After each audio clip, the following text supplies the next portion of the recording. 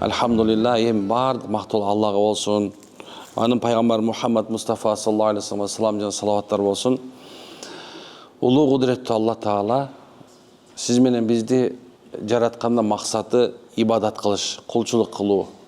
Адам баласы жөн эле тамак ичип, кийим кийип, андан кийин өлүп калсын деп жараткан эмес. İnsanın жаратылышы мейлі аял болсын, еркек болсын, аял төрөп коюп, еркек төрөтүп коюп, еркек багып коюп, аял болса ыйлап коюп жатышын жараткан эмес. Алла Таала ар биринин өзүнүн вазипасын койгон, милдети бар. Пайгамбар саллаллаху алейхи ва саллям айтат, ар бириңер бир койчу сыяктуусуңар дейт. Ошондой падыша өз элине койчу, кожоюн. Эл үчүн жооп берет. Аким өзүнүн жери үчүн жооп берет. Ал эми эркек өз үй бүлөсүн жооп берет. Аял киши болсо, өзүнүн күйөөсүнүн мал мүлкүнө, бала бакырасына кожоюн. Ошон үчүн жооп берет деп айткан пайгамбарыбыз. Ошол себептен бул дүйнөдө ар бир аял болсун, эркек болсун, жоопкер болуп эсептелет. Жоопкер деген нерсе ахиретте Алланын алдында ошон үчүн бар жооп берет. Эми сиздерге иман жөнүндө айтышты. Иман деген эмне десе, Ал-иман иqrar ва тасдиқин бил қалб dedi. Же болсо иман дейт, бул жүрөк менен, тил менен айтып туруп, жүрөк менен тастыкташ. Же болсо бир Алладан башка сыйынып татсат жок экенин билдик, машалла. Биз Алла тараптан келген экенбиз, Алла тарапка кайтып баруучу экенибизди билдиңиздер. Алланын өкүмүн аткарыш зарыл экенин билдиңиздер. Пайгамбар саллаллаху алейхи ва саллям көрсөтүп кеткен тарикат жолу, акыйкат жолу экенин түшүндүңүздөр. Алланын өкүмү пайгамбардын сүннөтү менен жашоо экенин түшүнүп атасыздар. Эми айтайын деген нерсем, иманды түшүндүк. Эми пайгамбар саллаллаху алейхи ва саллям сүннөтүн карашыбыз керек экен. Пайгамбардын сүннөтүндө бир аз болсо түшүнүп калдык. Пайгамбардын өмүрүндө кылган иштерин баары, ошондой эле момундардын энелеринин сүннөттөрү биз үчүн сүннөт экенин билдиңиздер. Карасак, субхана, мен дайыма айтып берем, эң эле жөнөкөй эле чынын көмкөрүп коюш дагы бул Айша энебизден калган сүннөт. Чынын жууп туруп, анан көмкөрүп коюш. Эми ошонун аркасында да береке бар экен, машалла. Демек, Алланын өкүмү, пайгамбардын сүннөтүн жашообузга алып келе турган болсок, Кудай Таалам насип кыла турган болсо, иншалла, эмне болот экен? Жашообуз жеңил болот экен. Жашоо жеңил болот дегенде кандай десе, көпчүлүк вакыттарда сиз менен биздин жашообузга ар кандай акыбалдар келет. Кээ бирде стресс болобуз, кээ бирде субхана жашообузда бир нерсени көтөрө албай калабыз, кээ бирде ушундай бир ыйлагыбыз келет, кээ бирде бакыргыбыз келет, кээ бирде бала басты болуп атып чарчап калган болобуз, туурабы? Ошонун бардыгынан чыгуунун жолу бул пайгамбардын сүннөтүнө, пайгамбарыбыздын мындай момундардын энелеринин сүннөттөрүнө мынекен амал кылуу менен болот экен. Качан биздин башыбызга оорчулук келген болсо, дайыма биз пайгамбарыбыз саллаллаху алейхи ва салламдын сөзүн эстешибиз керек экен. Пайгамбарыбыз айтат, эгерде бардык жин шайтандар, адамдар, бардыгы тең отпай чотпайдын бардыгы тең чогулуп келип силерге жакшылык кылабыз десе, Алла каалаганчалык гана жакшылык кыла алышат. Эгерде бүткүл отпой чотпой адам, жин баары бир жерге чогулуп туруп сага жакшылык кылабыз деген болсо, Алла каалаганчалык кылат экен. Ошондой жаманчылыкты дагы Алла каалаганчалык гана болот экен. Биздин башыбызга келип аткан бардык нерселердин баарды эмне болуп аткан болсо, ошонун бардыгы тең Алла каалаганчалык гана деңгээлде болуп атат экен. Эч качан көп болбойт экен, эч качан аз болбойт экен. Биздин күнөөбүз көп болуп турган болсо, көп болуп калбайт экен, аз болсо аз болуп калбайт экен. Жок. Алла Таала биздин көтөрө ала турганчалык гана деңгээлде берет экен. Мүмкүн эмес экен. Өмүр да ушундай экен. Алла Таала бирөөнө 20 жаш берет экен, бирөөнө 100 жаш берет экен. Алла каалап ченеп чептеп койгондой болот экен. Алланын элчиси пайгамбарыбыз айтат, эненин ичинде дейт, караңlar, эң важный нерсени айтат. Кайсы десе, эненин ичинде бала 40 күн кан, 40 күн эт, 40 күндөн кийин субханалла сөөк акыбалында жоса адам кейпине сүрөтүнө келип калат экен. 120 күндөн кийин бир периште келет экен дагы, Алла, сен муну жаз деген нерсесин жазганга келдим дегенде, Алла Таала айтат экен, жазгын дейт экен. Ошол мезгилде периште сурайт экен, о Алла, мунун ырыскысы, о Алла, мунун ажалы, о Алла, мунун бактылуулугу, о Алла, бактысыздыгы дегенде, Алла айткандан кийин мына кыргызча пешенесине жазган деп коет го. Пешенесине жазганды көрөбүз. Алла Тааланын периштеси жазып турат экен, Алла, мен жаздым дегенде чыккын дейт. Алла Таала жан салып коет экен, ушундай экен. Машаллах. Ал бүт нерсе Алла каалаганда болот экен. Демек, Алла каалаганда болот дегенибиз эмне үчүн андай жана айтып атабыз го. Башыга оорчу келген болсо, пайгамбар саллаллаху алейхи ва саллям көрсөткөндөй кыла турган болсок, анда жашообуз жеңил болот дегенибиз. Жашообузга эгерде ушул түшүнүк келе турган болсо, баардык нерсе жакшылык дагы, Жаманчылык дагы ва шаррихи ва хайрихи миналлахи таала дейт. Жакшылык дагы, жаманчылык да Алладан деген түшүнүк келсе, же болсо, балаң жаман болуп калды, бул Алла каалаган үчүн жаман болду. Ушундай болду. Ошол эмезде субхана күйөөңүз жаман болуп калган болсо, эмне болду? Алла каалаган үчүн сага ушундай берилди. Эгерде субхана туугандарың сени жамандап аткан болсо, Алла каалаган үчүн ушундай болду. Эгер сенин башыңа субхана улам эле мусибат келип аткан болсо, Алла каалаган үчүн ушундай болду. Эми улам эле жакшылык келип аткан болсо дагы Алла каалагандай болду. Улам эркек төрөп аткан болсо, Алла каалагандай болду. Улам кыз төрөп аткан болсо, Алла каалагандай болду. Улам эле туугандарың өлүп кетип аткан болсо, Алла каалагандай болду. Карагандай нерсе субхана. Алла каалап койсо эгизден берди. Алла каалап койсо бирөөнө бербей койду. Алла бербей койсо да Алладан болду. Субханалла. Алладан башкадан болгон жок. Эгерде кимдеги мен мурун мындай кылып койсом, мындай болбойт болчу экен, кап сактанып койсом, бул эркек болмок эмес экен, кап булчанчы күнчү болсо кыз болмок экен, кап тигинде болсо мен төрөмөк экенмин, кап мындай бай болмок экенмин, кап ушуга тийбей койсом бактылуу болмок экенмин деп эч качан айтпашыбыз керек экен. Анткени ким деген эгерде деген сөздү айта турган болсо, ошол шайтандын мындай айтканда ыраазы кылып, шайтанды сүйүндүрө турган ишти кылат экен. Ошол мезде айтат экен: Алла, көрдүңбү дейт, сенин пенделериң дейт, ыраазы эмес дейт сага дейт. Көрдүңбү, сенин пенделериң сага ыраазы эмес дейт экен. Аллаху акбар. Мына ушул жерге келдиңиздер, ушул жерге келип кебелеңер жолук салдыңар. Ушул күнү салынмаксыңар. Эми демек эмне экен? Бул да Алланын каалаган нерсеси менен болду. Алла Таала өзү сүйдү, жакшы көрдү, машалла. Ушул себебинен сиздер ушул жерге алып келип туруп, анан ушул нерсени үстүңүзгө кийгизип салды. Эми Алланын рахматын, Алланын райымын өзүңөрдүн үстүңөрдөн өзүңөр мындай айтканда кандай десем, ырысыңар теппей, Кудай Таала берген жакшылыкты дайыма колдонуп калыңыздар. Эч качан эми чечпеңиздер, субханалла. Анткени жабынуу бул Алла Тааланын бизге берген райымы, инсан үчүн берген, аял үчүн берген Алланын райымы. Эгерде ушул нерсени ырысыңар тээп сала турган болсоңор, анда Алла Таалага нааразы акыбалында барасыздар. Кудайым сактасын, аузубилла. Алла Таала ушундай зат экен. Сиз менен бизди билет экен. Жашообузду бактылуу болушубузду каалайт экен.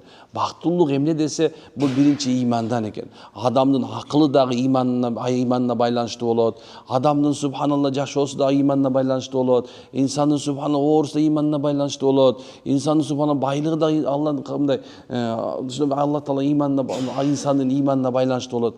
Иман канчалык Кудайга болгон ишенимин көбөйгөн сайын субхана жашоо жеңил болуп баштайт. Сенин тегерегиңде оор нерселер жеңил өтүп калат. Аллаху акбар. Билесиздер, Асия деген энебиз болгон. Асия, Фираундун аялы, фараондун килейген ушунча миңдеген канча мамлекет болуп турган болсо, жүздөгөн мамлекет ошонун башчысы болгон. Өзүн Кудаймын деген адам болгон. Ушунча деңгээлде Кудай сактасын, аузубилла. Мына ошо фараондун аялы Асия энебиз эч нерседен кем болгон эмес экен. Канча аял болгон болсо, фараондун канча аял боло турган болсо, ошол Асия энебиздикин эч качан аткарбай койбогон эмес экен. Бүт нерсеси болгон экен. Керек болсо жана сүткө жуунган экен, мындай айтканда. Сүттүгө жатып алып жуунган экен. Денесин ушундай бермеш үчүн. Дүйнөсүндө бардык нерсе эмне боло турган болсо, ошол аялдын алтысына тебеленип жаткан болчу. Каухар, алтын, байлык, субханалла. Бирок ошондон Асия энебиз өзүн бактылуу сезчү эмес.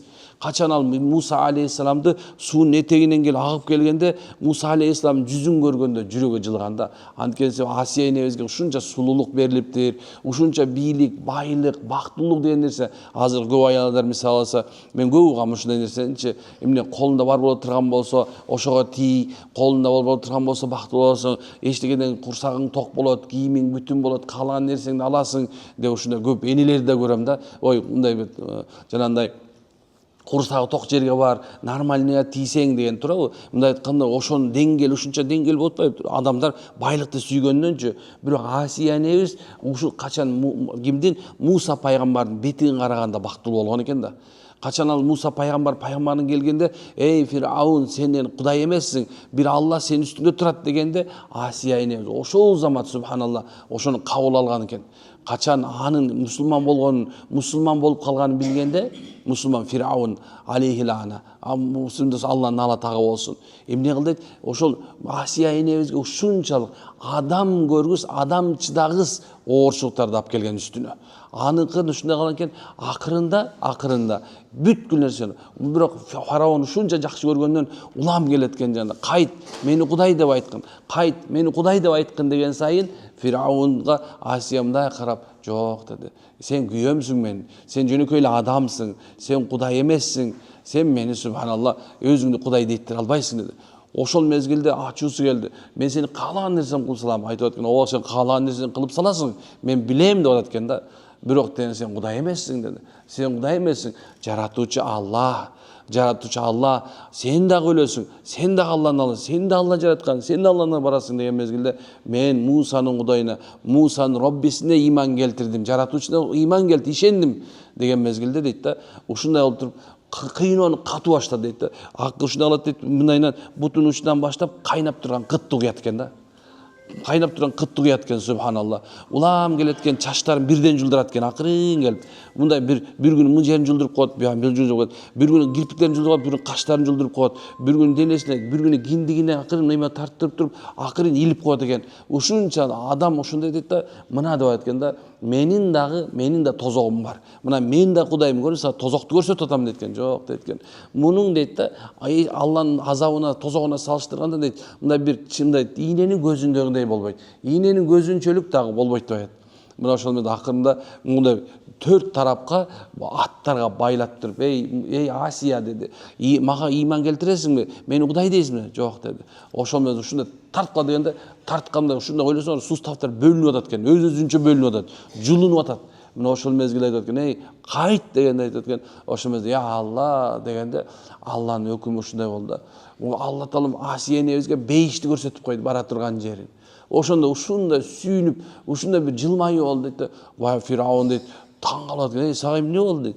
Дейт, субханалла, сен мен азабын көрүп атам дейт, мен өзүмдүн бейишимди көрүп атам деген. Өлүп атып субханалла, бейишимди көрүп атам деди. Жулунуп кетти 4 тарапка. Мына ушундай азапты көрсө дагы Алланын иманынан кайткан жок. Азыр бизге силерге мына үйгө баралычы, үйгө барганда эле, апа эмне кемпирде болуп калгансың, деп койсо чечип саласыңар да. Баягыдай эле жүрө берчи деген эле бир эле сөз жеткен да, айткан, бүгүн жүрө бер, эмне кылыптыр? Элдердей эле болуп жүрбөйсүңбү? Ушундай артта калган эмелерде бир эле сөз жетишти мүмкүн болушу мүмкүн да. Жок, Асиянебизди караңыз, кандай нерсе, Аллаху акбар. Канчалык деңгээлде ушундай бир имандын даамын татканда. Иман ушундай. Иманды качан, иманды тартканда, имандын даамын таткан мезгилдечи намаз окуш жеңил болот. Эгерде сиз чындап Кудайга ишенген болсоңузчу, намаз окуш жеп жеңил болот. Эгер чындап Кудайга ишене турган болсоңуз, зикир чалыш оңой болот. Куран бар жаттап баштайсыңар, уну Куранга түшүп баштайсыңар, субхана, жеңил болот. Бирок биздин жүрөктөрдө иман аттың ушунча алсыз болгон себебинен эмне болот экенбиз? Эми Аллаху акбар, биз бат эле имандан кайтып кетип атканбыз да. Бат эле бизде оңой эле болуп калды азырчы. Бир 2 адам туруп койсоңор, көрүп атасыңар жанагындай TikToктон деле, Instagramдан деле кыйкырышып, мынакей мен жолугумду чечем деп чечип аткандарды көрүп атасыңар азыр туурабы? Бирок ошол эмезден мына боякка карасаңар, келип аткан карасаң американкалар жүрөт, мына кечине францужункалар келди жылаң. Саат 2де францужункалар келди жылаң. Чылкы эле, баягы сап-сары эле, субханалла. Мындай айтканда француздар келди, машалла. Эми карасаң ошолор тагынып алган, өмүрү динди тааныган эмес. Китептерди окусаңыздар, карасаңар кайры дин болгон мурунку капырлардын баардыгы тең мурун капыр болуп жүргөн да. Ошолор жоолуксан, бул чындык экен, ислам акыйкат таза дин экен. Муну менен жашасам бактылуу болот экенмин деп ошого келип атат экен да. Биздикилер болсо өмүр бою ата бабасы мусулман болгон, эме болгондор карасаң баптист болуп атат, карасаң йоговист болуп атат, теңирчи болуп атат, жоолугун чечип ыргытып атат. Көчө канча дегенде, жоолук стресстен чыгарат. Жоолук стресстен чыгарат. Чечип салсаңар стресске мындай бир мындай стресстен чыгып кетпейсиңер. Көчөгүн мурдан чөйрөк көрдүм. Эмнекен бир Казакстандан бир аял мындай бирөө психологко барды дагы, жоолугуңду чечти, жоолугун чечти. Мен дейт бир воплощение болдум. Көрсө мен жөн эле жашоо бир башка жашоого кирип кеткен турбаймынбы? Туура эмес жашап жүргөн турбаймын деп чечкенден кийин чачын жөмөтүп, боёнуп чыга калса, эми мына мен бошодум деп атты, боштондукка чыктым деп. Не может быть, субханалла. Жоолук салынган акыбалда да, салынбаган акыбалда да боштондукта эмеспиз биз. Мусулман, субханалла, биз некен өмүр бою мындай айткан жашообузду акылга жетип 9 жаштан баштап өлгөнгө чейин, субханалла. Өлгөндөн кийин да мына мен имаммын, ошол жерге мүрзөнүн ичине бар аялдарды коюп атканда аялдар бизде барбайт да. Мүрзөнүн коюп аткан мезгилде үстүнө мондай чоң эмени жаап турабыз. Чоң шейшепти жаап турабыз. Ошо кирип бараткан мезгилде дагы башка бөтөн эркек көрүп калбасын дейбиз биз. Ушунча деңгээлде. Мына азыр салынбасаң, мынекен кепин кийгенде салдырабыз сөзсүз. Эркекте 3 эле кийим боло турган болсо, аялда 5 кийим болот же кепин. Мынакей деген нерсе ушундай иман деген нерсе, ишеним деп аткан ушул эки. Мына бул жерге эмне алып келди бизди? Ишенимибиз алып келди. Бизди бул жерге эмне алып келди? Биздин ишенимибиз, биздин иманыбыз алып келди. Эгер имандан башка нерсе эч нерсе алып келе албайт эле. Ошон сенин иманга күнү намаз окутабыз, иманыбызды кубаттап атабыз, орозо тутабыз, иманыбызды кубаттайбыз, Куран окуйбуз, иманыбызды кубаттайбыз, субханалла. Ушундай да айтайын деген нерсем ушул эки. Карагыла. Гыйбат жаман, ушак жаман. Көп адамдар ушак менен тозокко кирип кетет. Бир нерсе мындай билбей туруп томбучкандар тозокко кирет. Муну унутпагыла. Билбей туруп томбучкандар тозокко кирет. Кудайым сактасын, аузубилла. Ушундай нерсе экен да. Мен өз бир адатым бар. Адамдар эгерде бирөөнө бир нерсе боло турган болсо, мындай сурайм. Иман бар адамчы мындай жакшылап бир нерсе бар да, эгерде эртең менен турсаңыздар, эгер мүмкүн боло турган болсо, ушу кечке чейин, тургандан кечке чейин бир дагы адам жөнүндө жаман ойлобой, анан кечинде сизге баардык адамдар жаманчылык, бир канча да адам жаманчылык кылса деле, ошолорду кечирип, анан о Кудай, мени кечир деп жаткан адам кандай бактылуу дейт да алымдар. Биз билбейт экенбиз да, өмүрүбүз ушунча батыл өтүп кетет. Бүгүн барбыз, эртең жокпуз. Дүйнө ушунча фани да, дүйнө ушунча жалган, субханалла. Ушунча алдап койбосун бул дүйнөнүн таттуулугу.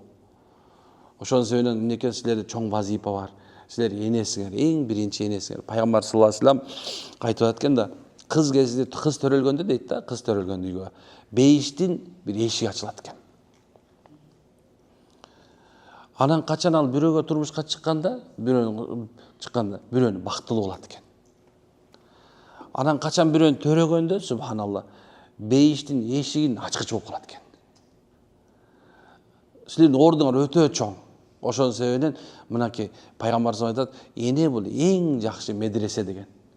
Кыргыздар болсо, эмнекен энесин көрүп несин ал деген? Кызын ал дейт. Демек бул жерде силерде мындай чоң бир вазипа бар экен. Намаз окуп, орозо тутуп, хажылык кылып, бул нерсенин баардыгы жеке биздики. Бирок эми мисалы мен ата катары өзүмдүн баламдын алдында милдетим бар турабы? Ата энемдин алдында милдетим бар. Ошондой эле аялымдын алдында милдетим бар. Көптөгөн милдеттерибиз бар баарыбыздын, субханалла. Эми ошол эле мезгилде биздин силердин дагы мынекен милдетиңиздер бар экен. Мынакей кыз болуп турган мезгилде ата эненин тыюусунда, ата эненин субхана башкаруусунда болдуңуздар. Андан кийин бирөөнү турмушка чыкканда карасаңар дагы деле бирөөнүн башкаруусунда болуп каласыңар да. Эч качан башкара албайсыңар да. Эми качан төрөгөндөн кийин эмне экен, эми силер бирөөнү башкарат экенсиңер да. Бирок айтайын деген нерсе эмне экен, ошол балага субханалла сиздер эң жакшы тарбия беришиңиздер керек. Бул нерсе силердин милдетиңер. Бала жаман чыгып калса, кыз жаман чыгып калса, мисалы алсачы, туура кээ бирде мындай бул нерсени тарбия жагына келгенде мындай өтө чоң нерсе болчу. Кээ бир убакыттарда ата энеси начар болуп, мисалы сиздерде тарбия көрбөй калышыңыздар мүмкүн. Ата энеңер начар болгон себептен. Эми уядан эмне учка көргөн болсоң, ошону уядан кандай уядан учсаң, ошол нерсени кыласың, туурабы? Бирок ислам андай эмес экен. Мынакей иманга келгенден кийин баягы эле жердеги нерсени карай бербей, биз өз алдынча да оңолсок болот экен. Мына пайгамбар саллаллаху алейхи вассалам эч качан калп айткан эмес экен. Аял башы менен калп айта турган болсо жакшыбы? Пайгамбар саллаллаху алейхи вассалам эч качан бирөөнүн кемчилигин айткан эмес экен. Аял болуп туруп, субхана, эне болуп туруп бирөөнүн кемчилигин айткан жакшы болобу? Мисал алса, пайгамбар саллаллаху алейхи вассалам өмүр өткөнгө чейин бир дагы адамдын субхана айыбын чуккан эмес экен. Эми эне болуп туруп бирөөнүн айыбын чукса болобу деген өзүңө суроолорду бере бериш керек да. Менин апам мени 18 жашында төрөгөн экен да. Анан кийин айтып берет. Төрөлгөндөн кийин дейт да, бир эле коркунучум бар болчу. Ушуну кантип тарбиялайм деген дейт да. Кантип тарбиялайм деген коркунуч бар дейт. Аар кылам дейт, китеп окуйм дейт, мындай кылам дейт, элдин балдарына карайм дейт. Ошентип мага мындай бир чаң жуккан эмес экен да, такыр. Эми оорутуп албайын деп, бул жер мен точно билем, мектепке бараткан мезгилимде бул жерге момундай топ эмени кийгизип туруп, анан боягын муну вата кылып койчу да. Эдезе суук тийип калат дечи. Анан ушунча эме кылат экен, баягыда отуруп айтат да, ушу коркконум эле дейт да, ушу субханалла сен начар болуп калбасаң экен коркчумун дейт да. Сен начар болуп калбасаң. Канча деген нерсени кылчу дейт да. Анан бир күнү мектепке кетип баратып, мынтип мен өзү ушул адатым бар, асмандагы кетип барып карга чымчыктар санай берчүмүн да. Ана айтат, ошо бир күндө дейт бир апа келип туруп айтып аткандай, сен бул балаң келесо, мен эчтебейтмин. Мен балам карчы, байчичекей тытып окуп атат, сенин балаң болсо эчтеке билбейт. Десе анан митип келип анан карап келип, муну окучу десе 3-чү класспы, 2-чи класспы калган. Эчтеке билбейт экен мында. Анан кийин кокучуна бу келесе окшойт деп анан сабап баштап турат, тарсылдап тук. Анан ошондон ошол апамдын ушундай переживаниясы себебинен алдыңарда отурам мен азыр. Ошол киши айтат да, аябай переживать эткем дейт, ушу менин балам эмне болуп калар экен депчи. Көрсө айтайын деген максатым эмне? Мен апам аябай жакшы көрөм, ошон үчүн ал кишинин ар бир сөзүн эме кылам. Мындай кээ бирде мындай чалдарский сүйлөп коймойчу. Атам 76-да, апам 65-те, экөөнүн ортосу эме дейин дегенимчи, ошолордун переживаниясы, субханалла, мындай бир өтүп калат экен адамгачы. Карасаң нерсе мындай эме психология алып отурган болсок, бала тарбиясына келген мезгилдечи, эркек 10% болот. Дагы бир жерде бар экен, эркек 4% болот экен бала тарбиялаганда. Калган 96%-ында эмне болот экен? Субханалла, аял киши болот экен. Караңыздар, сиздердин эми кандай бала тарбиялаш керек деп ойлонуп көргөнсүңөрбү? Мисалы, сиздин эже канча балаңыз бар? 4. Эже сизгечи? Апамдардыкычы? 4 мынакей. Ошо 4 балдардын арасында мисалса, бирөө начар чыгып калса, кимди күнөөлөйсүңөр? Атасын да. Ал эми аталар болсо мен билгендей энелер күнөөлөйт да эме туурабы? Шумшук сен эле тартып калган дейт го, таекесин тартып калган дейт, ошону. Ошондо. Дейин дегенимчи, субханалла, көрсө биз деген андай кылбашыбыз керек экен. Биз пайгамбарыбыздын сүннөтүнө ылайыктуу тарбиялаган үйрөнүшүбүз керек экен.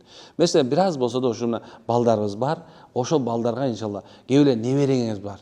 Небереңиздер бар, туурабы? Ошолорго мына бир аз тарбия бериштин жолуна пайгамбарыбыз көрсөткөндөй айтып берсек жакшы болот, машалла. Эми көп нерсе бар. Сизге мен көчөн угушумча акыйда жөнүндө айтып, Куран жөнүндө айтып бериптир, көп нерсе айтып берди. Аял кандай болуш керек айтып берген экен. Мен көбүнчөсү ушу балдар бизге аманат катары деп билем дагы, балдарды кантип тарбиялаш керек деген нерсени көп айтабыз.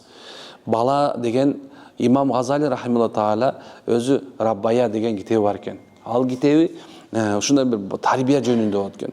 Ал айтат, субханалла, бала дейт, мындай тигилген бүчүр сыяктуу дейт. Барып айтканда чынар теректин башында эмне болот? Ушундай тигебиз. Мындай айтканда бир кичинекей бир бак тиктик.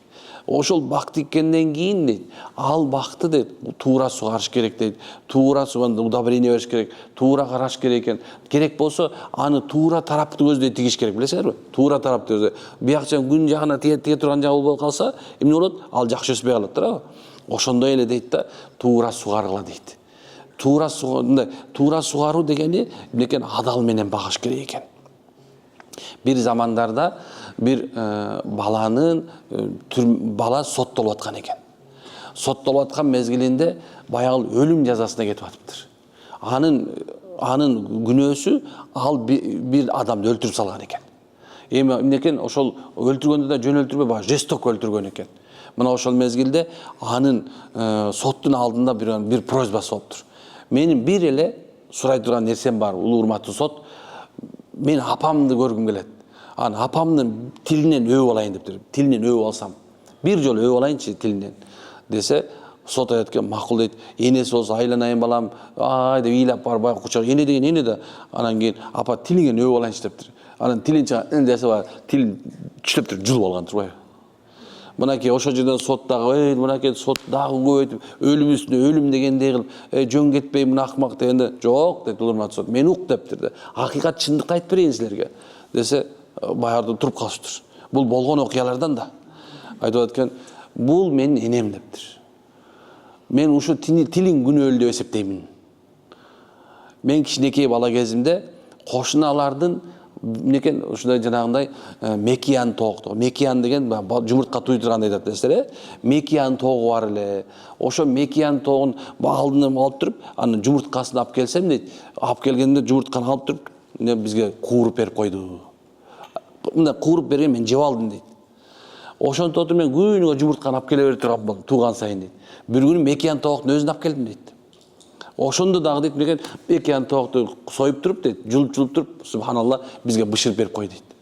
Мен жылдар өттү, акырында мен кой уурдай турган болдум. Уйурдан жылкы уурдай турган. Акырында мынакей уурга кирип, со алтында уурдап чыгайын деп атсам, ээси көрүнүп калды. Айла жок, мен аны субхана ушундай катуу жай менен өлтүрүп салдым. Мына эми өлүм жазасына келип атам. Урматтуу сот дейт. Эгерде ошол мезгилде мен биринчи жумуртка алып келгенде, мен төбөдөн ары бир коюп туруп урушуп койгондо дейт, о тили менен дейт. Мен ушул болбойт болчумун деп айткан экен. Көрсө ушул экен да, биз туура сугарышыбыз керек экен балдарыбыздычы. Балдарыбыздын ар бир кыймыл аракетине карап турушубуз керек экен. Уруша бериш эмес. Кээ бирде субханалла көз менен, кээ бирде кол менен, кээ бирде акыл насаат менен субханалла балабызды эмне кылышыбыз керек экен? Тарбиялашыбыз керек экен. Урушуу бул мындай айтканда, урушуп сабай берүү бул баланы оңдоп салбайт экен. Тескерисинде субханалла, мисалы калп айткан баланы калп айткан болбойт баланы бир жыл айтып койсоң жакшы экен. Бирок күнүгө айтып бере турган болсо, ал акыр түйүндө эмне экен? Калпты да жашырып калп айтып баштайт экен. Ушундай экен да, бирок алда адал деген нерсени айтайын дегеним, эмне экен? Күйөөңүздөргө айтыңыздар. Мурунку сахаба аялдар ушундай деп айтышкан. Биз бардык нерсеге чыдайбыз. Керек болсо сен согушта өлүп калсаң да чыдайбыз. Бирок дейт, сиздин дейт, биздин үй бүлөгө дейт, бир лукма тамак арам нерсе, лукма бир тоюмдук. Жосо бир оозго салып чайнамдык арам тамак алып келсеңер чыдабайбыз деп айткан экен. Алар ушундай болгон.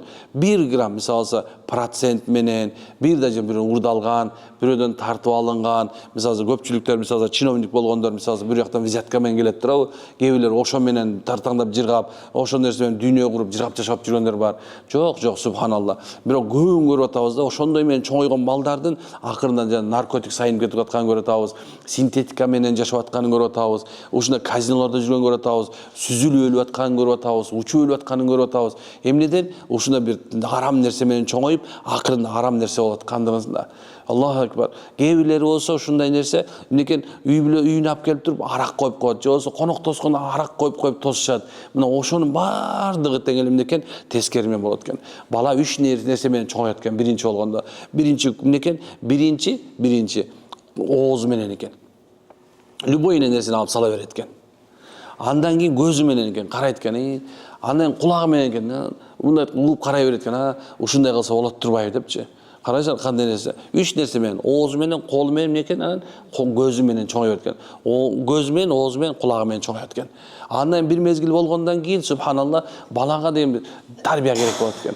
Кандай тарбиясы? Кээ бирде чыбык менен уруш керек болот экен, кээ бирде айтыш керек болот экен. Мына ошол мезгилде биз карашыбыз керек. Мына биринчи адалдан, анан экинчиси өзүбүздү оңдошубуз керек экен. Адалдан тамак кылыш үчүн өзүбүздү оңдошубуз керек. Эч качан баланын көзүнчө алдабашыбыз керек экен бирөөнү. Эч качан керек болсо телефон менен айтып туруп, мен жок деп койчу деп айтпагыла. Эмне үчүн дегенде субханалла, боло берет экен деген сөз өткөн да. Керек болсо ушундай нерсе. Бир күнү балдарды үчүнчүсү бири-биринен бөлбөш керек экен. Бирин жакшы көрүп, калганын жаман көрбөш керек экен. Анткени пайгамбар саллаллаху алейхи вассалам жанынан бир сахаба келип, ушундай айтат, колунда бир белек алып алыптыр. Айтат экен, бул эмне белек десе, айтат экен, бул балама дейт. Канча балаң бар десе, 10 балам бар дейт. Калган балдарга белек алган жокпуз. Балдар калгандарына эмне бергим келбейт десе, жок, буну бербегин деген экен. Же баарына бергин, же бербегин деп айткан экен. Карашы кандай нерсе. Же баарына бергин, же эч кимге бербегин. Анткени себеп эмнекен? Мына мен жашоодо көп нерсени көрөм да. Айтат да субханалла, эмнекен? Бул үйдөгүлөр дейт да, ушул баласын аябай жакшы көрөт деп, ушундай мени жаман көрөт деп, кээ бирлери мындай өлүп алгандар, муунуп өлүп алгандар бар. Кээ бирлери субханалла ошол ата-энесине кийин кайрымсыз болуп кеткени бар. Бар силер тиги баланы жакшы көрчүсүңөр, эмнеке мени жаман көрчүсүңөр. Мага эч нерсе берчү эмессиңер. Мен эч нерсе кылчу эмессиңер деп, ушундай нерсени кылгандар бар. Кээ бирлериңер болсо субханалла эмнекен? Мындай бир өтө көңүлдү кызга бөлүп салып, балдарга бөлүп алат. Жоксо өтө балдарга бөлүп коюп, кыздарга бөлбөй коет. Эмне кылыш керек? Бирок айта турган нерсе, кыздарга көбүрөөк көңүл буруш керек экен. Кандай жагынан десе, мындай урушуу жагынан. Сен деген күйөөгө тиесиң, күйөөгө мен уят кылып койбо, шерменде кылып койбо, барган жериңде бекем болгун. Сен ушундай күйөөгө тиесиң, ушундай. Ошо күйөөгө бериштин айласында болот экен. Эркек бала болсо субханалла, кыргызда сөз бар турабы? Кызды дейт да жокчулук эмне кылат? Бузат. Эркектичи токчулук бузат экен, карайсызбы? Эми балага болсо кээде ток, кээде ачка. Бар көчөгө чыгарып коюш керек экен, бар оокатыңды кыл деп коюш керек экен кээ бирде. Мынакей кичинекей кезинен, мындай эле кезинен. Бар тигини алып кел, бар тигини кыл. Мындай эле ушундай бир нерсени жумушка сала бериш керек экен. Кызды болсо тыя бериш керек экен. Мынтпе, тигинтпе, алдаба, урушпа, тигине кылба, тигинтпе деп. Анан ошонтердин алдында мынакей силер эң чоң бир нерсе бар да. Мындай лайфхак деп коеюнбу? Ошону туура айтып атамбы? Лайфхак. Бул силер үчүн субханалла. Балдарыңардын көзүнчө эч качан күйөөңөргө кыйкырбагыла. Өтө жаман боло турган болсо да, муну билесиңер, бирок мынакей жаңыларга айтып атам да субханалла. Эч качан балаңардын көзүнчө мынакей күйөөңөргө кыйкырбагыла. Мас болсун, тас болсун, умегон болсун, машалла байым келиңиз, машалла. Эми кээ бар болушу мүмкүн, силердин жакшы мамилеңерди түшүнбөшү мүмкүн. Абалким кайра кол көтөрүп сизди сабашы мүмкүн. Тигиндей ошондой болот аткан болсо дагы. Анткени себебинен бир мезгилде болот да, бир элин айтат, устаз дейт, мен айкүйөөм менен ажырашып келдим дейт. Эмнеге десем, айтат, үйгө баргандан кийин мен деле апама окшопту күйөөмө кыйкырып койсом, мен күйөөм сап-сал дейт да. Көрсө апасы кыйкырганда күйөө баягы атасы качып кетишкен да. Анан тияка барса, ошентип качып кетет экен десе, кыйкырып ийсе деген андай эмес экен да. Былчып сап-саптыр. Мен айтып атам, ошондо түшүндүм, көрсө субханалла, эмнеси мындай көрсө тарбияда ушул экен да. Көрсө сиз менен бизди карап туруп тарбиялат экен да, кыздарыбыз, балдарыбызчы. Анан башка үйгө барып ошону кылайын десе эле, башка үйдө башкача тарбияда. Ошон үчүн экен толеранттуу болуш үчүн ортону үйрөтүш керек экен дайымачы. Машалла. Силер ушундай айтканда бир жакшы келин тарбиялап берет экенсиңер, жакшы энени тарбиялап берет экенсиңер, субханалла, туурабы? Демек, эртеңки күндө бир баамдуу, парасаттуу кыздарды тарбиялап берүүгө аракет кылыш керек экен. Пайгамбар заттан бул үммөттүн энелери дейт, Бул мындай аалымдар бирөөсү айтып кечирип койгула. Бул үммөттүн энелери дейт, же тозокларды тарбиялайт, же бейиштиктерди тарбиялайт деген экен. Же коркокторду тарбиялайт, же болсо баатырларды тарбиялайт деп айткан. Бул үммөттүн энеси деп силерге чоң маайме коюлган да. Кээ бирлер айтат да, жанагындай бир вазир жакшы, хан жакшы, аял жакшы, эр жакшы дегенде бирөө баягы комментарийга жазып коюптур. Эмне эле бизге жүктөй бересиңер депчи. Эмне үчүн биз эле баарына жоопкерчибиз? Эмне бул эркектер жооп бербейби деп. Туура субханалла. Эркектер жооп берет. Аялды карап, күйөөсүн кандай экенин билсең болот, туурабы? Күйөөсүн карап, аял кандай экенин билсең болот дегенде сөздөр бар экен, унутпаш керек да. Дейин дегеним, аял кишиге субханалла көбүрөөк милдет жүктөлгөн. 40 жерден тыюу силерге субханалла карасаң. Мындай бир жерде энеси тыят экен, кайненеси тыят экен, күйөөсү тыят экен, анан бир туугандар тыят экен, анан өзүнө тыят экен акырындачы. Анан балдар чоңоюп калганда, анан балдар тыят экен да. Апа ушуну туура эмес да депчи. Туурабы? Ушундай экен субхана. Анан кийин же болсо мындай начарраак келинчи болуп калса, ал да тыят экен акырындачы келип алыпчы. Ошол себептен эмнекен мындай женская доля деп коет го, мындай айтканда силердин аялдардын субханалла пешенеңер ушундай экен. Эмне ушул себептен балдарыбызды жакшылап тарбиялай турган болсок, эртеңки күнү кайненесине жакшы мамиле кыла турган кыз тарбиялап бересиңер, туурабы? Келин тарбиялап бересиңер. Эгерде субханалла күйгө тийбей кала турган болсо дагычы, силерге күйүмдүү боло турган тарбиялайт экенсиңер. Бир шейх мындай бир араптардын ичинде бир окуя болгон экен. Бир чоң бир аалым бар, ошол окуяны ушундай айтып берет да. Бир аксакал субханалла эме кылган экен. 9 баласы бар экен. Анан 10-чусу кыз болуп калган экен. Ошол 9 баласын бапестеп, кызым болсо дайыма жектеп турчу экен. Тур, бул сен 10-чусуда уул болмок бар. Мунда аялына жектеп түртүп, үйүнө келгенде дайыма башка чапчы экен кызынчы. Эме депчи, тукумду улагыч эмессиң депчи, тур деп, бар деп. Ушундай да бизде делечи, эркектер өзү тукумулайт дейт го. Бирөөм субхан мен ушунча болду, мен айтып берем да, кыз бул бейиштиге апара турган рахмат. Ал эми эркек болсо табытты көтөрүп бараткан, табытты үйгө чейин, мүрзөгө чейин көтөрүп бара турган гана бирөө. Табытка чейин көтөрүп барат болду. Эми аял алгандан кийин субханалла сенин баардык жанагы эмеңди көрсөтпөй коюш мүмкүн керек болсочу. Дейин дегеним баягы ушундай 9 баласынын бартынан элинен мен 9 балам бар деп турчу экен. Заман ушундай экен. Аялы каза болуп калды. Өзү картайып калган мезгилде 9 баласы 9 жакка кеткен экен. Эми субханалла ошол кызык ошол аксакалды ошол карапты карайт экен. Ыйлайт экен да күнүгөчү. Мен ушунча жыл кылган мамилем дейт да, бул кызымдын жүрөгүнө мен жөнүндө болгон дак салбаптыр. Мен жөнүндө так салбаптыр. Мына ушул кызым болбогону мен мурун эле өлүп калмакмын деп айткан экен да. Дагы бир окуя бар субханалла. Бирөө күнүгө мындай бир кыз келет экен, окууга келет экен, анан кайра жумушка барат экен. Анын жанындагы бир күнү агайы сурайт экен, эжеи сурайт экен. Сага эмне болду? Эмне үчүн мындай кыласың десе, атамды карап жүрөм. Канча бир тууганың бар десе, ар жакта 5 бир тууганым бар. Бирок 5 биртан өзүнчө этип атам менин оюмда калып калган, менин колумда калып калган депчи. Карасак көп убакыттарда менекен кыз киши ушунчалык мээримдүү болот экен, боорукер болот экен, субханалла. Менекен ошо боорукерлиги анын көпчүлүктүү убакыттарда мындай жеңип кетет экен. Ошол себептен боорукер, ушундай бир мээримдүү, ырайымдуу болгон кыздарды тарбиялагыла, машалла. Анан кийин эң чоң нерсеси турмушка узатып аткан мезгилде карагыла. Кимге берип атканыңарды карагыла. Кандай кылып атканыңарды карагыла. Анткенсе эгерде турмушка берип аткан мезгилде туура бериңиздер. Пайгамбар саллаллаху алейхи вассалам андай сахабалар айтып аткан, эмне саранга, жанандайга, аны алкашка, нашакорго, казино ойногучка, жанандай фасык фусук деп коет го, кээ бир күнөө иштерди кылып аткан адамдарга бербегиле дейт, кыздарды. Андайга бербегиле дейт, субханалла. Эмнекен карагыла дейт да, иманын карагыла, адеп ахлагын карагыла. Эмнекен эң чоң каралап турган адеп ахлактуу болот. Ал эми азыркы мезгилде мен көрүп атам, мындай бир кызым күйөө тийген мезгилде, жана башында айтып бердим го, кызым күйөөгө тийип атканда курсагың ток боло турган жерге бар, сени багалап турган жерге тий деп атып, эмнекен акырында акчанын кулу, акчанын күңү кылып коюп атабыз деп атам. Эмне үчүн акчасы бар үчүн күйөөсүн жанап турат, акчасы жок болуп калар замат, эмнекен күйөөсүн чыштап кете турган деңгээлде тарбиялап берип атабыз да турабы? Ошол себептен эмнекен маанилүүсү, субханалла, силер акыркы менен кызыңарга, балдарыңарга бере турган нерсеңер үйлөнтө турган болсоңор, иманын карап үйлөнткүлө. Иманын карап үйлөнткүлө. Кээ бирлер мындай бир жоолукчан кыз келип калган болсо, каяктагы нерсени алып келип койгонсуң, эми бул оокат кылабы же кечке намаз окуй береби деген акылсыздар бар экен. Кээ бирлер субханалла мындай бир жоолук салынып кала турган болсо, мына бүгүн bir карындаш жазган экен, устаз дейт, мен турмушка чыккан бала дейт, мындай үй бүлөсү менен кошо атеист экен дейт. Кудайга ишенишпейт экен. Мен намаз окуганда дейт да, намаз окуп аткан мезгилимде субханалла ар өтүп, тээ өтүп, бери өтүп, тээ өтөт дейт кайненем дейт. Тээ өтөт дейт. Акырында эме кылып калдым дейт, устаз, эми жок дене парзын эле окуй берсем болобу дейт да. Антпесе сүннөтүнө киришип башка окуганча 10 мүнөт чыдабайт дейт. Именно ошо намаз окуп баштаганда чай куй дейт да. Анан кийин намаз окуп алып туруп барсаң дейт да, мынакей сен бизди сыйлабайсың, сен акмаксың, тарбия көрбөгөн итсиң деп ушунча деңгээлде кылгандар бар экен.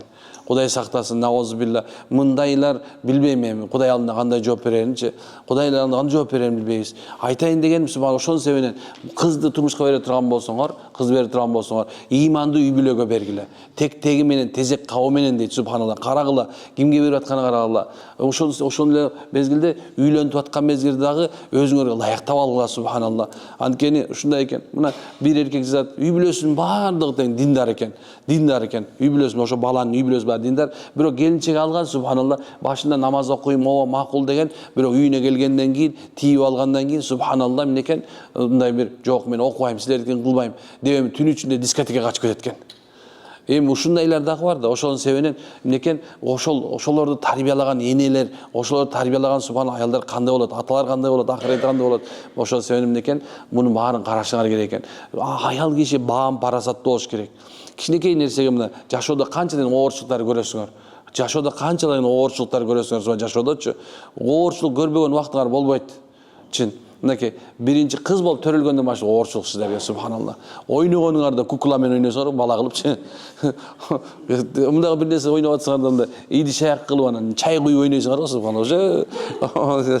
Анан кийин ушундай экен, уже даярдык көрүп атат экен. Монтага ыйлап, анан туруп анан бир нерсе тамак берип ойной бересиңер го. Ушундай нерсе. Эми ушул проблема экен, өзүң проблема төрөлүп турасың. Андан кийин ушунда карасаң, бирөөнүн күнү бар экен, ушул өмүр өтүп кетет экен. Эми ошол өмүрдү иман менен, ислам менен, машалла, ошол өмүрдү субханалла иман менен, ислам менен, адеп менен, ушундай жашообузду иман менен кура турган болсок, машалла, кандай сонун турабы? Кандай сонун, субханалла. Мындай үй бүлөнүн ичинде барсаңар, балдарыңар намаз окуп атса, келиндериңер намаз окуп атса, машалла, балдар неберериңер медреседе болуп, балдарыңар үй бүлөңөр баары чөйрө ушундай болсо, кудаңдыкына барса, аякта намаз окуп атса, машалла, иниңдикине барса намаз окуп атса, таекеңдикине барса намаз окуп атса, үй бүлөнүн баардыгы тең ушундай боло турган болсо, ассаламу алейкум деп бирине жылмайып турса, бирине жакшы мамиле кылып турса, бири-биринин кемчилигин айтпаса, машалла, болгон нерсесине ыраазы болуп, шүгүр айтып жүргөн болсо, мындан өткөн бактылуу нерсе барбы, туурабы? Демек ошон үчүн азыр эми келдиңиздер, эми машалла, келгенде эми мына ыйык жерден дуа кылып кетели. Алла, ушул мени иман жолунда бекем кыл. Эч качан мени башка кайра жахил, наадандык жашоого түшүрүп койбо. деп дуа кылалы. Азыр мына дуалар кабыл болот да. Түз кабыл болот экен. Азыр дуалар кабыл болбой койбойт, түп-түз кабыл болот. Ошол себептен мисалы Кабанын түйүнү барганда мисалы унутпаңыздар, сөзсүз субханалла. Аял киши эң биринчи кимге дуа кылыш керек? Я.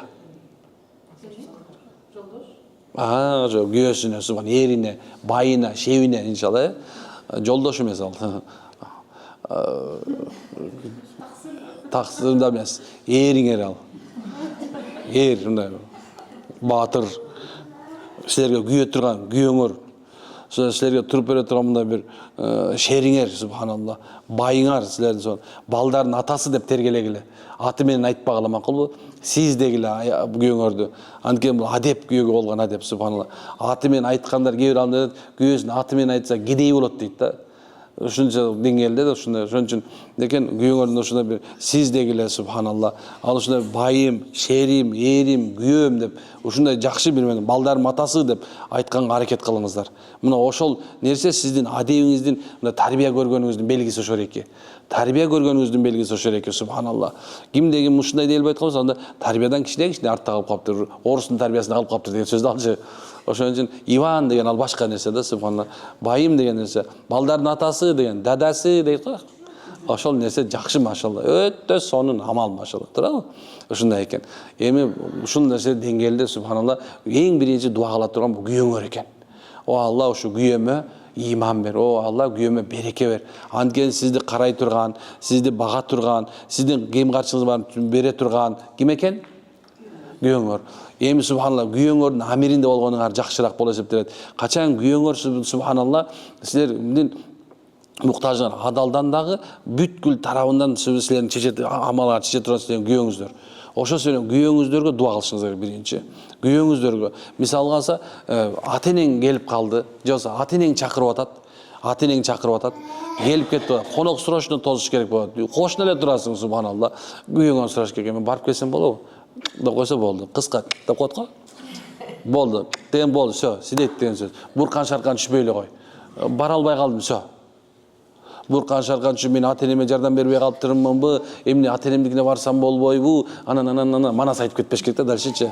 Эмне экен субхана ушу? Силердин эмеңер күйөөңөрдүн менен экен. Силердин субхана бейишиңер дагы мына күйөөңөрдүн богул жеринде. Силердин балдарыңардын бейиши мына силердин таманыңарда. А силердин бейишиңер болсо күйөөңөрдүн ыраазылыгында. Ошону унутпаңыздар. Күйөөңөр ыраазы болсо эле мынакей болду, машалла. Күйөөңөр ыраазы болсо. Мына ошол жерге келдиңер, машалла. Күйөөңөр ыраазы болду. Мына күйөөлөрүңөрдү күтүп калды, мисалы балдар менен келдиңер. Күйөөңүз менен келдиңиздер, субханалла. Же болсо мындай балдар менен келип калды. Тиякта айылмеде Кыргызстанда күйөөңөр калды. Эмне кылыш керек экен? Ошого дуа кылат экенбиз, машалла.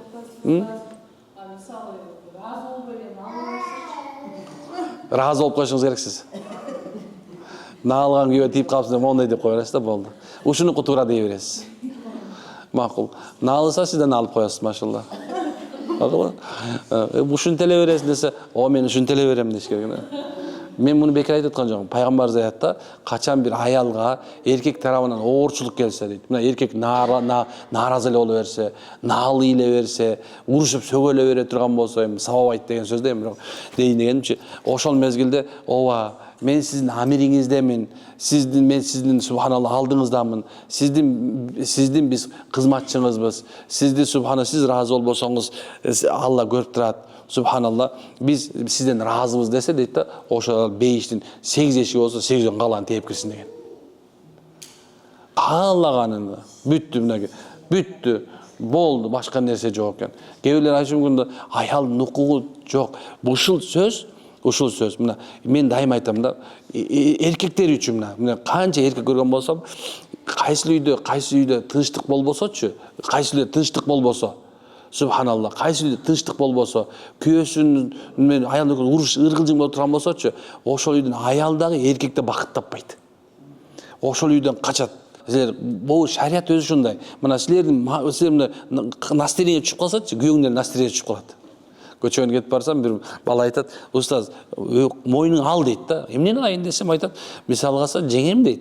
Нааразы болуп кала турган болсо, же болсо мен бойлу жашагым келбей калды десе дейт да. Сен жөн туруш деп коесуң дагы дейт. Анан бир 3-4 сааттан кийин чото бул үйдө өзүңдө жашагың келбей баштайт дейт да. Чото эмне мындай дейт да.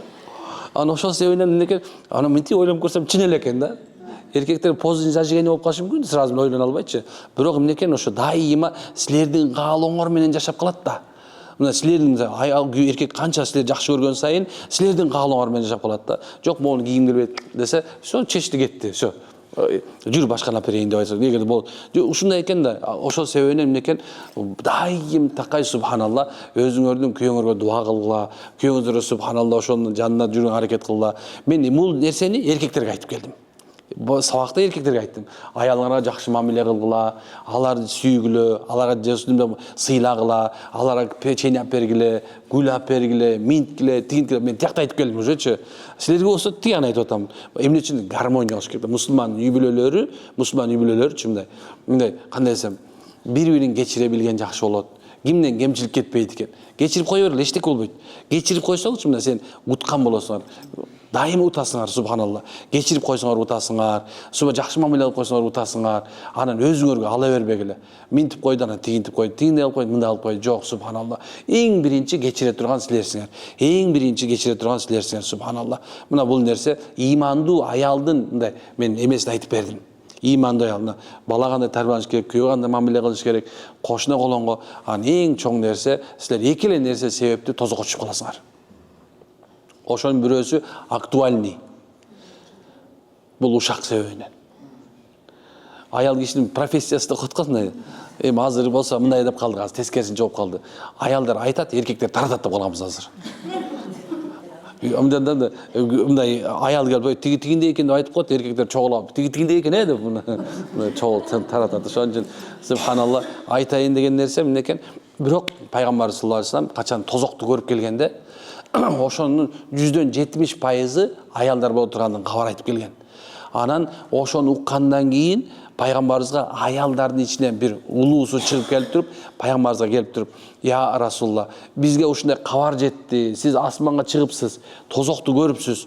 Ошонун ичинде көпчүлүк аялдар экен деп айтыпсыз. Эмне себептен ушундай болду? Бизге кабар бериңиз, биз ошону тыялы" деген экен. Дегенде пайгамбарыбыз "Ооба, тозоктун көпчүлүгүн аялдар. Биринчиси ушул ушак менен" дейт. Анан экинчиси биринчиси субханалла, биринчисин айтайын. Биринчиси дейт, күйөөсүнө ыраазы болбой тозок киреткен. Десе, кандай десе, сени менен жашап бир жакшылык көрдүм беле деген сөз айтат экен да. Ушул сөз аркылуу сени менен жашап, сен мага бир жакшылык кылып койдуң беле деген сөз менен тозокко кирип кетет экен. Намаз, орозо, зекет баардыгын жуулуп кетет экен. Түркүштөн тозокко кирип кетет экен. Яны экинчиси субханалла эмне экен? Бул ушактын себебинен экен. Ошол себептен күйөөңөргө ыраазы болуңуздар, машалла. Ошо ыраазы болуш керек. Мен кээ бирде айтып берем, көчөдө азыр арак ичип кеткен, бомж болуп кеткен эркектерди көрүп атасыңар шаардан. Аябай көп болуп кетти. Эмнеге деп ошолор менен мындай өзүм бир жаман адатым бар да, кээ бирде ошолордун жанында отуруп алам, сырдашам, анча отуруп алыпчы, бир коланы же бир нерсени алам да жанында отуруп алам. Анан эмне болду, досум, эмне болуп кетти? Мындагы, сен жанакы молдосуңбу? Молдомун. Анан кийин эмне болду десем, молдо экен, бир эле сага айтайынчы. Анан кийин мас оюндасын айтат да. Мен момундай кылдым, бияка кылып көрдүм, тигинтип көрдүм, сонун эле ишим болуп аткан болчу, мындай кылып кеттим, анан мындай болду, үй бүлөм жакшы эле багып аткан болчумун, анан бир артка кеттим, момундай болду, эчтеке кыла албай калдым, ушундай бир нерсе шансым бар эле, момундай болуп калдым. Анан молдо эл айтып буркурапчы, мен эчтеке кыла албай калдым, ушундай үй бүлөм жакшы бага албай калдым, акырында эмне кылам анан, ичип кеттим молдо экен. Ичип кетсем мурункуларым баардыгы кылып жүргөн нерсем баардыгы койнунда жаткан аялым мени нормально түшүнбөй, мен үйдөн куалап чыкты, балдарым менен чогулуп.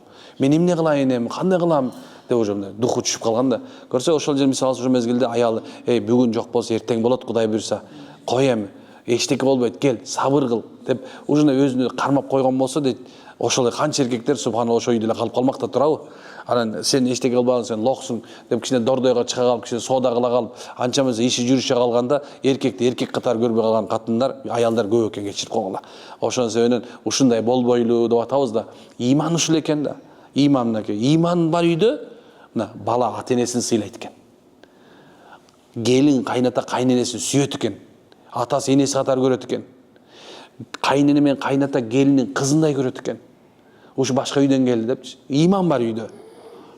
Кошунадай сыйлайт экен. Бир туугандай болот экен. Иман бар үйдөчү.